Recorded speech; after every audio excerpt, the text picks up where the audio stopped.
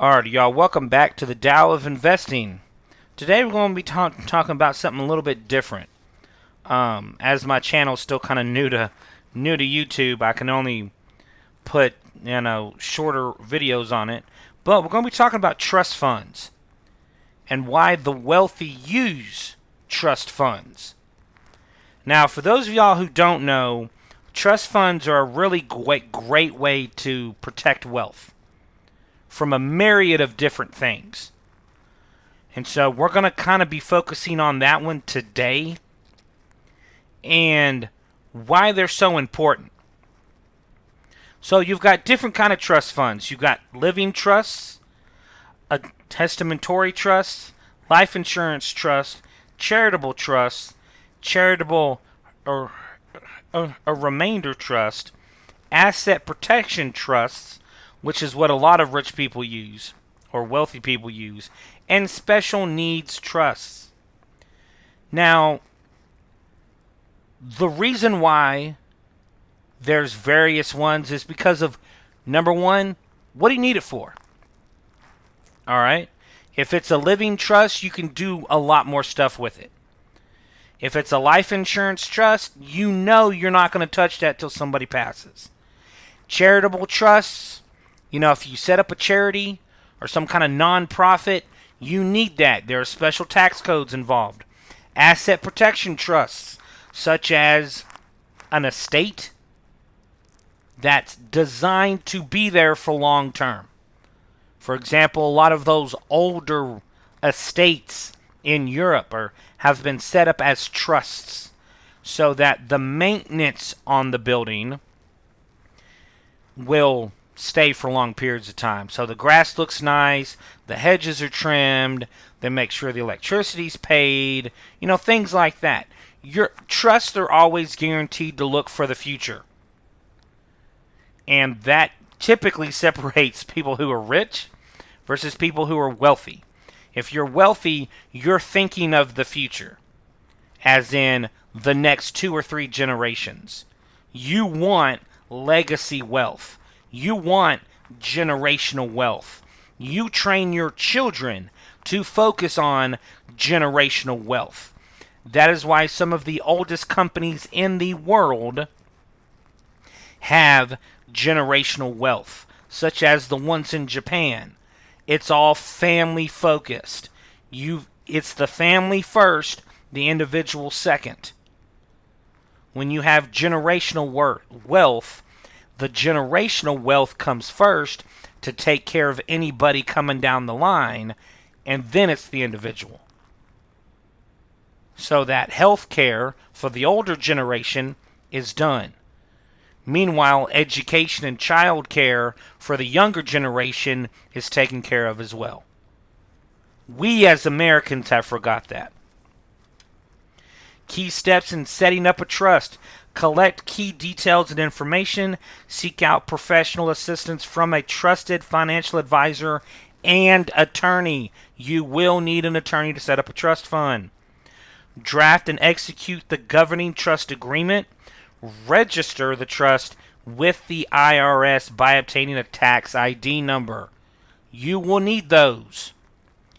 Transfer assets into the trust. Administer the trust in accordance with the legal guidelines. If you break those guidelines, you have no trust. That's why there's different kinds. Invest the trust assets intellectually. You can use the assets or wealth in that trust fund to invest. It's almost like a marker. Always pay taxes if you have to tax the trust fund. Always. Because the IRS knows if you get a trust fund, you got wealth, and they will come for your butt. Now, here's some main uses for trusts and why the wealthy love trust funds. You can set them up for individuals or for the family as a whole. But let's get into why they're used. Trust funds are used to manage and control spending and investments to protect beneficiaries from their own lack of experience, poor judgment, immaturity, or tendency to waste or spend excessively. It's not only for that person's protection, but it's also for the family's protection. It it controls spending. How many people have we heard of who make millions of dollars a year, and then 5, 6 years down the road they have no money? They're paupers. They have to sell everything because their one avenue of money is gone. To reduce income taxes and to shelter assets from estate and transfer taxes. If you set up a trust that involves land, there is no inheritance tax. There is no transfer tax because you're setting it up for the family as a whole. And you can go into how it can be inherited. To provide a vehicle for charitable giving, which is good. To avoid tax-mandated probate and preserve privacy. Trust funds fall into a legal gray area, which means they're heavily protected. So even if someone is sued, the amount in the trust fund cannot be touched. To protect assets held in trust from beneficiaries' creditors. So if I have a trust fund set up in my child's name, and my child goes out and is a wastrel and cranks up, thousands of dollars in credit card debt, guess what? That trust is not touched. There are legal protections. To hold, preserve, and manage unique assets such as timberland, art, mineral interest, and vacation properties. We go back to those Victorian estates in England. That money is used for a very specific purpose. To hold life insurance policies, pay premiums, and hold insurance payoffs to care for beneficiaries. So if I have a life insurance trust, then basically, if I die, or when I die, I should say, my family can't go out and just blow that insurance money.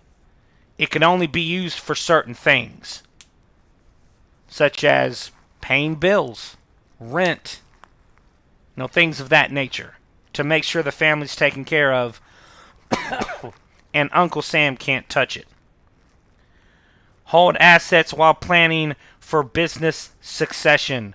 So if I have a business and I want someone to inherit, we go back to Japan, where you can adopt somebody to take care of your stuff or to inherit, but it protects the business. So regardless of who's coming in, the assets are protected. And to hold assets to provide for beneficiaries with special needs. That's a big one. Now, excuse me. The rest of the article goes on to talk about the pros and cons of a trust. Are trusts just for wealthy? Most trust funds have a minimal amount you have to put into it. Whether the land is worth X amount of money, or it's actual cash money, or it's taking a marker against jewelry, art, that kind of thing. Things with accruing value. But let me know what y'all think in the comment sections down below. Are you surprised that the wealthy use trust? Did you know this stuff already? If you like this series, let me know. I'm thinking about keeping it going, but in my journey for financial education and enlightenment, I found this very interesting, and how this isn't just a tool for the wealthy. This has been the Tao of Investing, and I'll see y'all in the next one.